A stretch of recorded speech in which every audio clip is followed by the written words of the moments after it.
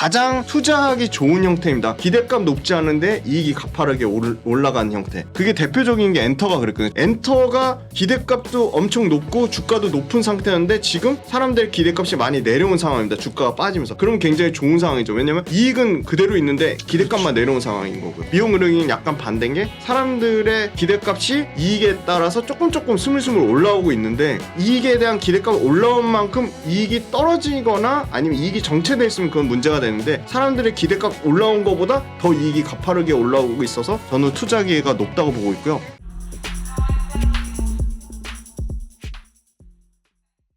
민수의 경제토크, 오늘은 김지훈의 훈훈한 주식 김지훈 대표님 만납니다. 눈여겨볼 섹터 가운데 미용 의료기기를 오늘 말씀해 주신다고 하는데요. 예, 미용 의료기기 워낙 사실 좀 오르기도 했었고요, 그렇죠? 네, 네. 맞습니다. 근데 다시 주목하는 이유는 뭡니까? 수출이 잘 됩니까? 네, 수출이 잘 네, 됩니다. 포인트니까, 그죠? 예. 맞습니다. 그리고 투자 아이디어가 굉장히 심플하고요. 월별로 데이터를 체크할 수 있습니다. 숫자는 거짓말하지 않는다고 말씀드렸는데요.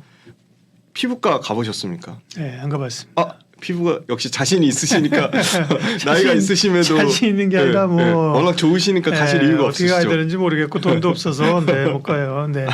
이게요 절대 무시하시면 안 되는 게 그 2차 전지 못지않은 숫자가 찍히는 산업입니다. 그래요? 네.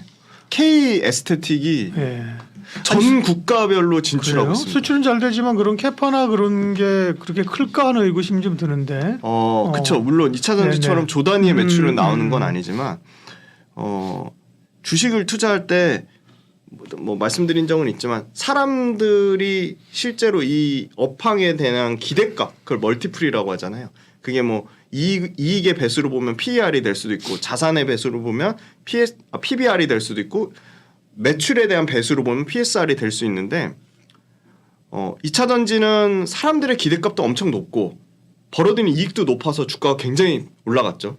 근데 요새 주목받는 그 반도체는 사람들에 대한 기대값은 올려놨는데 이익이 지금 못 받쳐주고 있는 상황이에요. 예. 물론 그 와중에 차별화된 소재나 차별화된 장비 업체는 이익도 따라오는 건 분명합니다. 근데 삼성전자, 하이닉스는 사람들이 생각하는 기대값보다는 이익이 좀 낮아서 강하게 치고 못 올라가는 상황이고요.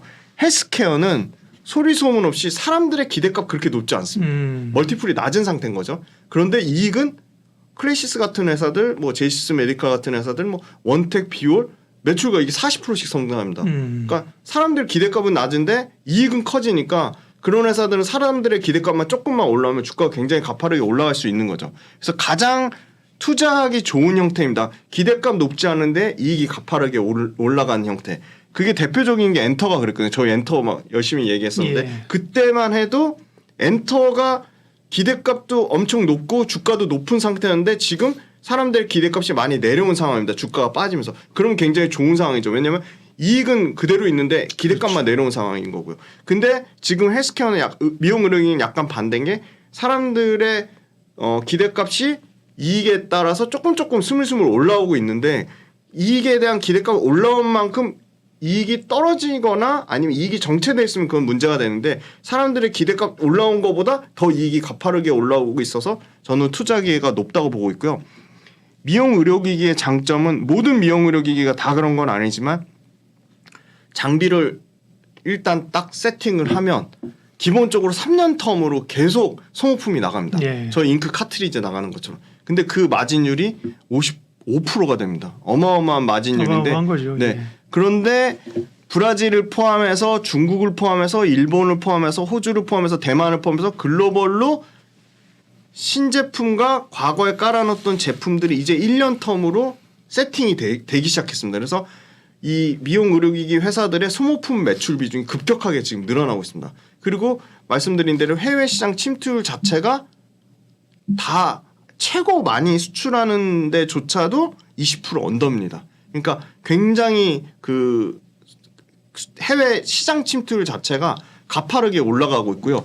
미용 의료기기 장점은 예를 들어 대표적으로 클래시스의 슈링크하고 대표적인 울세라라는 장비를 비교하시면 슈링크, 써마지, 울세라. 슈링크, 써마지, 울세라를 비교하시면 울세라는 절대 가격을 낮출 생각이 없거든요. 1억대에서 2억대 초반까지 갑니다.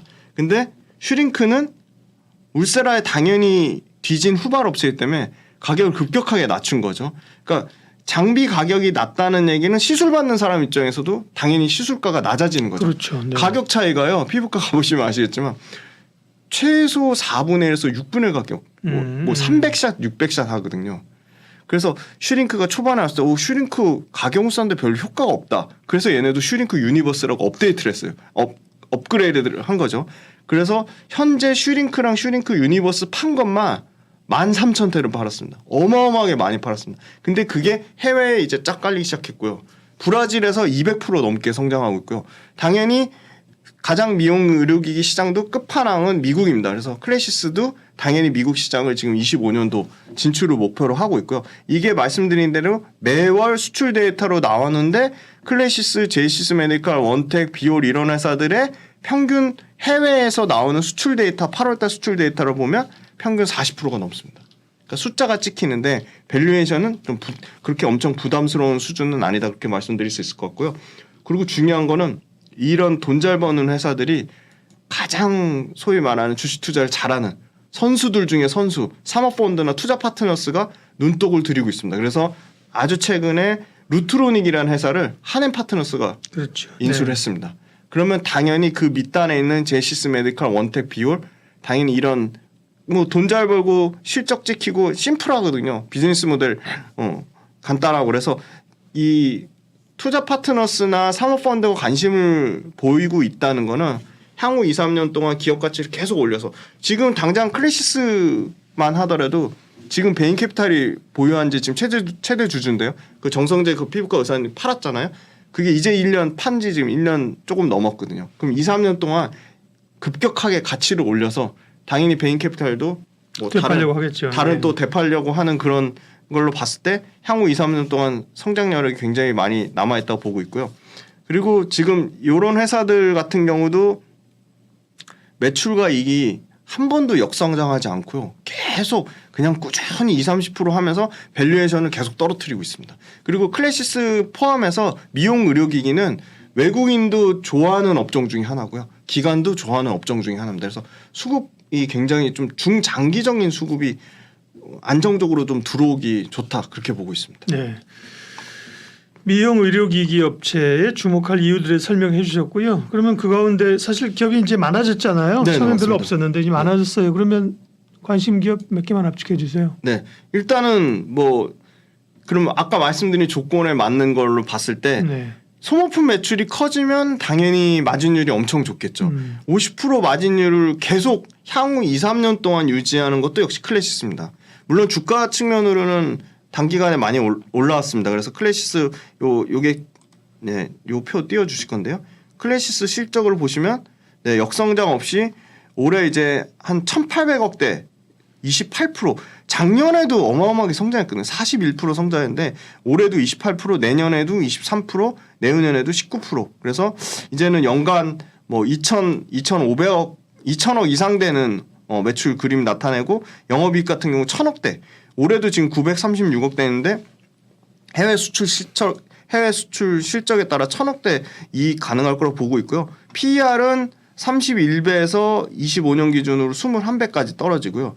지금 그 클래시스가 가장 소모품 매출 비중이 높습니다. 지금 현재 딱 23년 2분기 기준으로만 해도 소모품 매출 비중이 40%가 나옵니다. 그 얘기는 무슨 말이냐면 영업 마진율이 55%에서 떨어질 이유가 없다. 그래서 23년, 24년, 25년 영업이익을 매출액으로 나누시면 영업이익률이 나오는데 52%, 53%, 55% 계속 영업이익률이 좋아집니다. 소모품 매출 비중이 계속 확대가 되고 있고요.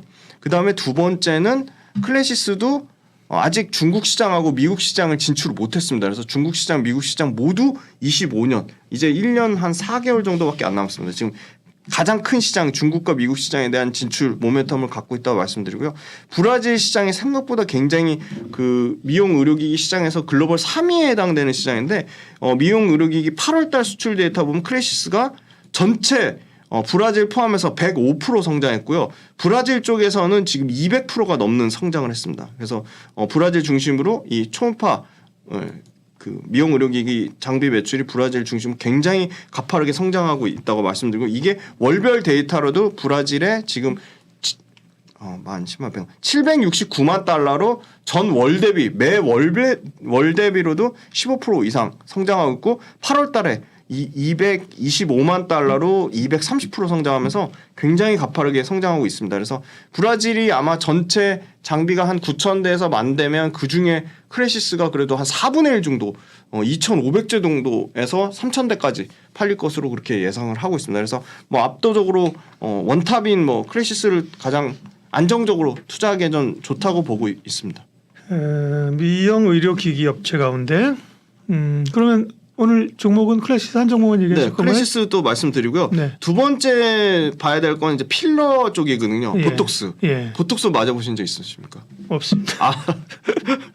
아니 요새 좀 데려가요 갈 때. 알겠습니다. 혼자 하지 말고. 요새 제가 40대인데 40대 분들도 보톡스 엄청 맞으시더라고요. 젊으신데. 아니 저는 이제 피부 미용기기 이런 거는 뭐 기회가 되면 뭐 하라할 수 있지만 보톡스 필러 이런 거는 계속 맞아야 되잖아.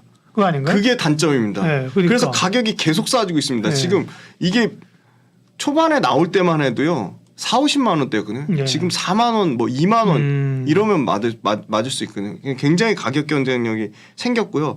요것도 부진한 이유가요. 뭐 대웅제야, 그다음에 그 휴젤, 메디톡스가 서로 특허 분쟁, 균주 논란 때문에 엄청나게 올해 장기간 2년 가까이 싸웠거든요. 네. 그게 이제 일단락이 돼서 2024년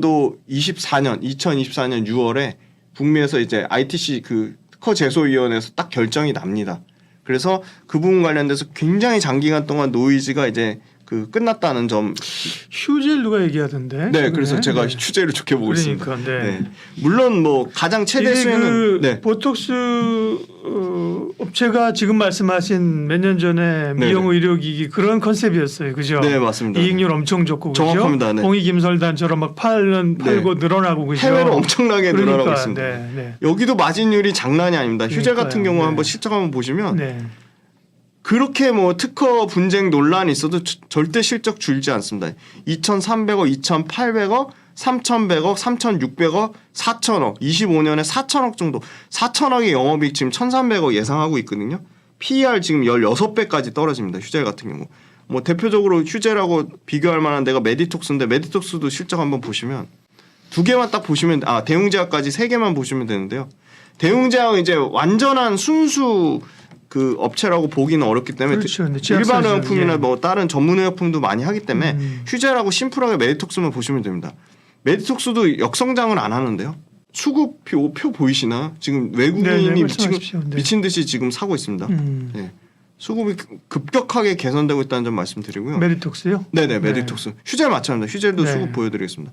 보시면 메디톡스도 1,900억, 2,100억, 2,700억, 3,200억 비슷합니다. 실적 성장세는 평균적으로 약 20% 가까운 매출 성장이 나오고요. 영업이익은 워낙 휴젤에 비해서 메디톡스가 영업이익 규모가 작았기 때문에 성장세는 더 가파릅니다. 올해 같은 경우는 350억으로 약 한 17% 정도 이익이 감소할 거로 예상하지만 올해 이 감소폭을 내년에 대폭 만회해서 한 800억대, 내후년에 한 1,000억대 정도 예상하고 있어서 메디톡스 또한 70배 PER 받다가 지금 25배까지 급격하게 떨어지고요. 주가 올라가는 폭보다 실적 성장률이 굉장히 가파르다 좀 말씀드리고요. 이런 회사들도 다 지금 그 사모펀드가 눈독을 들이고 있습니다. 당연히 매월 데이터가 나오는데요. 8월 달에 지금 필러 쪽 보면은 강릉 쪽의 파마리서치가 95% 증가했고 바이오플러스랑 휴메딕스가 포함된 성남시가 142% 증가했습니다. 그래서 수출 데이터가 계속 엄청나게 지금 증가하고 있거든요. 네. 그리고 그 기존의 뭐 동남아나 중국이나 일본 시장에서 뭐 호주, 대만, 뭐 브라질 이런 쪽으로 계속 필러도 시장 글로벌 시장 다변화가 굉장히 잘 이루어지고 있다. 그래서 아마 3분기가 비수기라고 판단이 되는데요. 비수기임에도 이 보톡스 이 필러 업체들이 QOQ 분기별로 실적 성장이 나오면은 오히려 주가 하락에 대한 그 이 비수기로 인한 주가 하락 그게 좀 과도하다고 보고 있고요.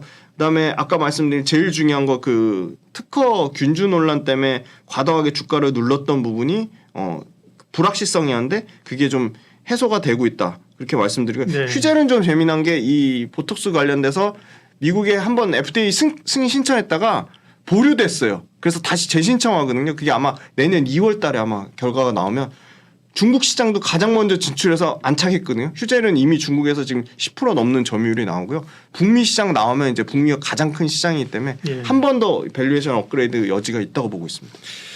미용 의료기기 얘기했고 그 가운데는 클래시스, 보톡스나 필러 가운데는 메디톡스랑 휴젤 얘기하셨는데 어쨌든 탑픽 뽑으면 휴젤. 네. 네, 그렇게 얘기해요. 여기까지 할까요 오늘? 또 있어요? 근데 둘 중에 네. 아마 비교하시면 휴젤이 아마 밸류에이션 부담이 없으실 겁니다. 주가 최근에 오른 게 없거든요. 예. 그래서 그렇게 두 개를 한번 실적이랑 시가총액이랑 한번 밸류에이션 비교해 보시면 좋을 것 같습니다. 예, 미용 의료기기 관련된 이야기 관심 종목까지 김지훈의 훈훈한 주식 김지훈 대표님 함께했습니다. 고맙습니다. 감사합니다.